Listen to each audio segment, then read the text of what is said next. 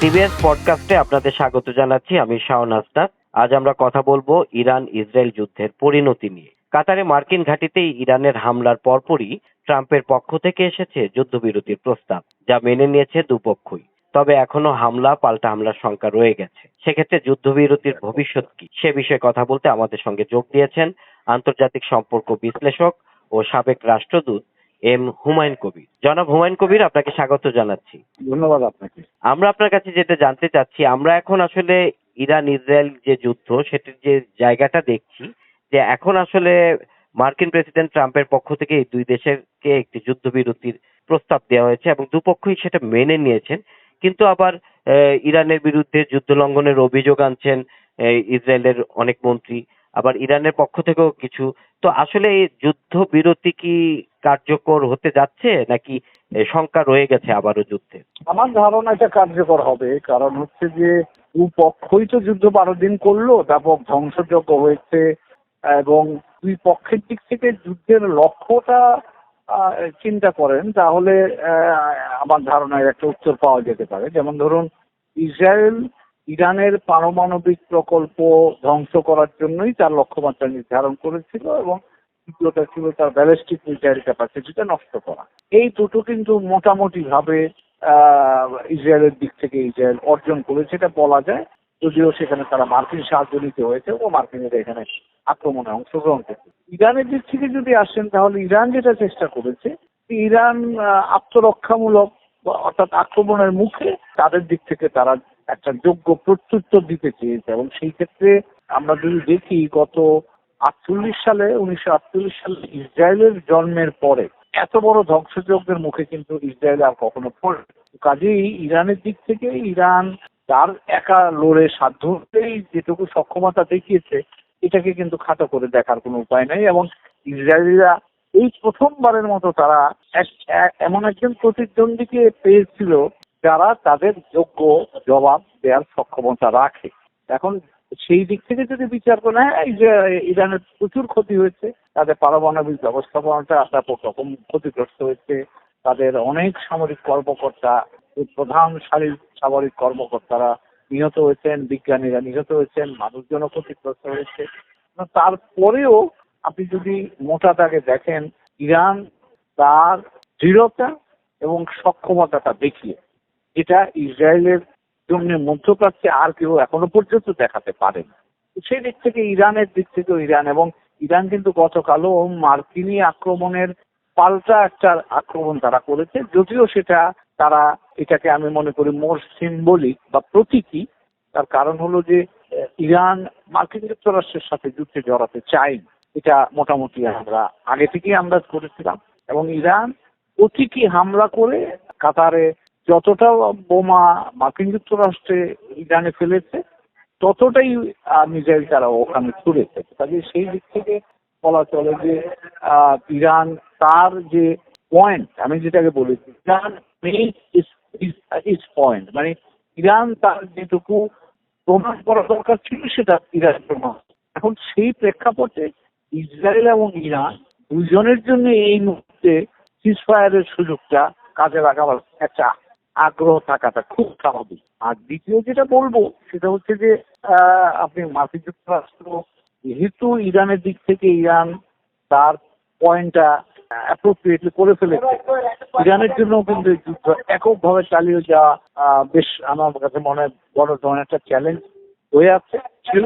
একইভাবে ইসরায়েলের জন্য বাড়তি সময় যুদ্ধ চালিয়ে যাওয়া, তার যে ধ্বংসযজ্ঞ সম্মুখীন হতে হয়েছিল, ইসরায়েলও আমার ধারণা আর সেই ধ্বংসযজ্ঞকে হজম করার মতো বেশি সক্ষমতা তাদের ছিল না। সেই প্রেক্ষাপটে যেহেতু এখন মার্কিন প্রেসিডেন্ট উদ্যোগ নিয়েছেন, আমার ধারণা এটা টিকবে এবং এটার গ্যারান্টার হিসেবে মোটামুটি বলা চলে যে প্রেসিডেন্ট ট্রাম্প বা মার্কিন যুক্তরাষ্ট্র সেই দায়িত্বটা পালন করবে। সেই জায়গায় আমি মনে করছি না যে কোনো পক্ষই এখন এই যুদ্ধবিরতি ভেঙে যুদ্ধে নিয়োজিত হয়ে মার্কিন যুক্তরাষ্ট্রের বিরাট ভাজন হতে চাইবে। প্লাস তাদেরও আমার ধারণা যুদ্ধ ক্লান্তি যেটাকে বলা হয় সেটাও এসছে বলে আমি মোটামুটি আন্দাজ করতে পারছি। বিনা উস্কানিতে ইসরায়েল যে হামলাটা করেছিল ইরানের উপর এবং এর পরবর্তীতে তার ধারাবাহিকতা মার্কিন যুক্তরাষ্ট্র ইরানে হামলা করেছে এবং তাদের একটা বক্তব্য ছিল যে ইরানের রেজিম চেঞ্জ এবং আয়াতুল্লাহ আলী খোমেনিকে আসলে ক্ষমতা থেকে সরানো, কিন্তু সেই লক্ষ্য তো তাদের অর্জন হয়নি। তারপরও তারা যুদ্ধবিরতিতে গেল, এটা কি অনেকটাই মানে চাপে পড়ে, নাকি মানে তারা বুঝতেছে যে এতে হয়তো অন্য পরাশক্তিরাও আসলে এই যুদ্ধে ইনভলভ হতে পারে, সেই সংখ্যা থেকে আসলে যুদ্ধবিরতিতে যাওয়া হয়েছে? আপনি যেটা বললেন যে রেজিম চেঞ্জের যে কথাটা বলেছিল, সেটা বলা হয়েছিল দুই একবার, কিন্তু আমার ধারণা, গতকালও এটা নিয়ে কথা হয়েছে, এমনকি প্রেসিডেন্ট ট্রাম্পও বলেছিলেন, কিন্তু আমার ধারণা তারা ইরানে এমন কোনো আলামত তারা তৈরি করতে পারেনি গত 12 দিন। এই চুক্তিতে বা যার উপর ভিত্তি করে তারা এখন হয়তো মনে করছে যে এখানে একটা অভ্যুত্থান বা এই সরকার বিরোধী অভ্যুত্থান হয়ে সরকার পরিবর্তন হবে, সেই সেরকম কোনো ইঙ্গিত না পেয়েই আমার ধারণা তারা প্রথমত হয়তো এই ধারণা থেকে সরে এসছে। আর দ্বিতীয়ত যেটা আমার কাছে মনে হয়, পত্রপত্রিকার খবরাখবরে আমরা জানি, প্রেসিডেন্ট ট্রাম্প কিন্তু ইসরায়েলকে এই আলী খামেনিগিরি বা একটা ধর্মীয় প্রধান নেতা তাকে হত্যা করার ব্যাপারে অনুমোদন দেননি বা সহমত হননি। এবং আমার ধারণা যে এখন মার্কিন যুক্তরাষ্ট্রের সাথে ইরানের পারমাণবিক বিষয়গুলি নিয়ে এখন আবার কিন্তু একটা নতুন করে নেগোসিয়েশন তৈরি হবে। কাজেই যদি সেখানে একজন দায়িত্বশীল মানুষ না থাকে, তাহলে এই নেগোসিয়েশনটা কিভাবে পরিচালিত হবে, এবং সেটা বিবেচনাতেই আমার ধারণা মার্কিন প্রেসিডেন্ট আলী খামেনিকে হত্যা করার অনুমোদন বা সহমতটা তিনি দেননি। কাজেই আমার ধারণা তাতে করে রেজিম পরিবর্তনের মতো যে প্রকল্প বা যে ধারণা তাদের ছিল, সেই ধারণাটা অনেক বেশি জটিল, এবং সেটা ইরানের ক্ষেত্রে আরো বেশি রকম জটিল। বা বিভিন্ন কারণে ইরান একটা সভ্যতা ভিত্তিক রাষ্ট্র, ইরান অনেক বেশি বড় দেশ, ইরানের শক্তি কাঠামো বা এই যারা ক্ষমতা আছে তাদের কাঠামো অনেক শক্তিশালী। তো এইসব কথা বিবেচনা করে আমার ধারণা এই প্রকল্প থেকে বেরিয়ে আসছে। আর আপনি আরেকটি যেটা বলছিলেন, এখানে এটা অস্বীকার করার উপায় নেই যে এইটা যদি ইরান বা ইরানের ইসরায়েল মানে ইরান আমি যদি আপনাকে আরেকটু স্পেসিফিক্যালি বলি, আমরা গতকাল দেখলাম যে ইরানের পররাষ্ট্রমন্ত্রী রাশিয়ার প্রেসিডেন্ট পুতিনের সাথে বৈঠকের পরই ইরান কিন্তু মার্কিন যে ঘাঁটি আছে কাতারে সেখানে আক্রমণ করেছে। তার মানে কি রাশিয়ার কাছ থেকে তারা একটা পজিটিভ বার্তা পেয়েছে? আপনার কাছে কি মনে হয়?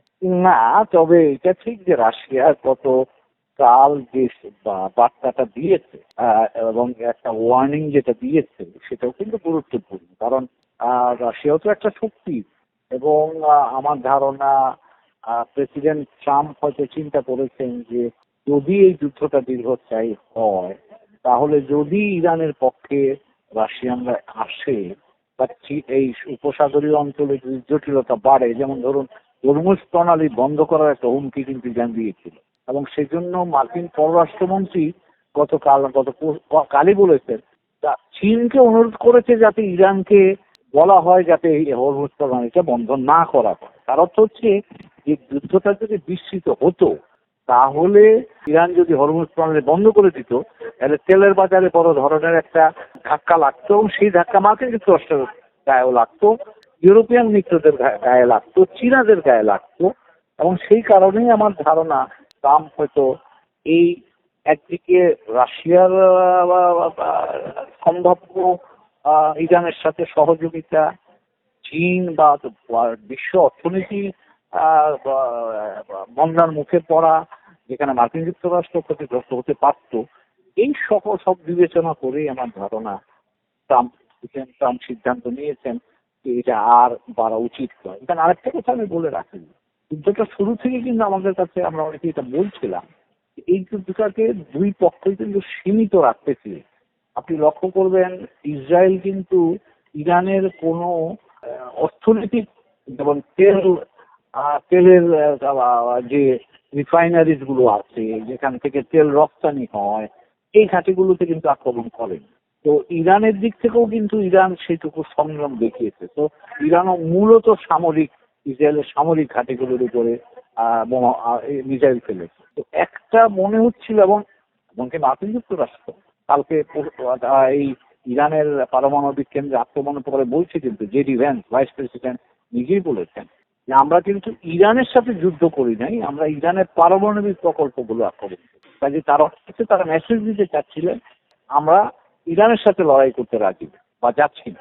সকলের মধ্যে আমার এই তিন পক্ষের মধ্যে এক ধরনের একটা মানে আপনি যে সংযম, যুদ্ধের মধ্যেও যেটুকু দেওয়া যায় সেইটুকু যুদ্ধটাকে সীমাবদ্ধ রাখতে তারা তৎপর ছিলেন। তো এইসব বিবেচনায় আমার মনে হয় প্রেসিডেন্ট ট্রাম্প সাহেবও এটা উপলব্ধি করে যুদ্ধটা বন্ধ করেছেন। আমি মনে করি যে গ্রেট রিলিফ, কারণ এই যুদ্ধটা বিধ্বংসী একটা চেহারার দিকে যাচ্ছিল এবং ইতিমধ্যেই বড় ধরনের ধ্বংসযজ্ঞ হয়েছে।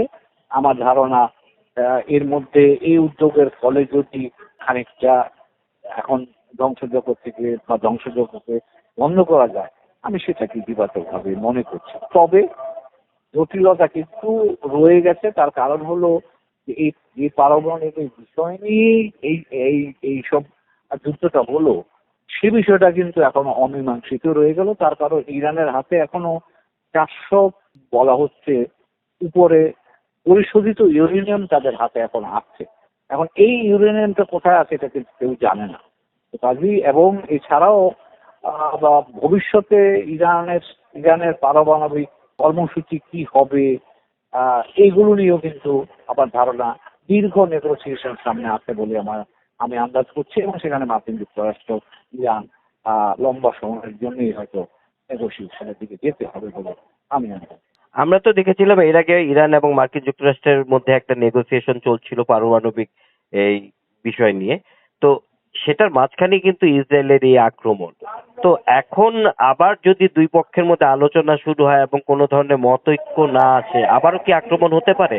তার মানে কি আবারও যুদ্ধের একটি শঙ্কা রয়ে যাচ্ছে? সেটা তো প্রেসিডেন্ট ট্রাম্প ইঙ্গিত কিন্তু দিয়েছে।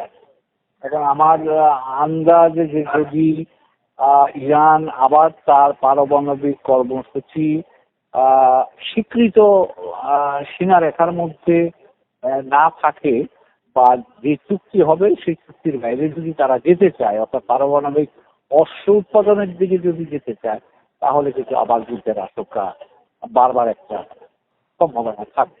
এই মুহূর্তে ইরানের এই যে এখন যে পারমাণবিক স্থাপনাগুলোর যে অবস্থা, অন্তত কয়েক বছর ইরানের জন্য আমার ধারণা এগুলোকে আবার কার্যকর করতে বেশ কিছু সময়টা তাদের অপেক্ষাই করছে।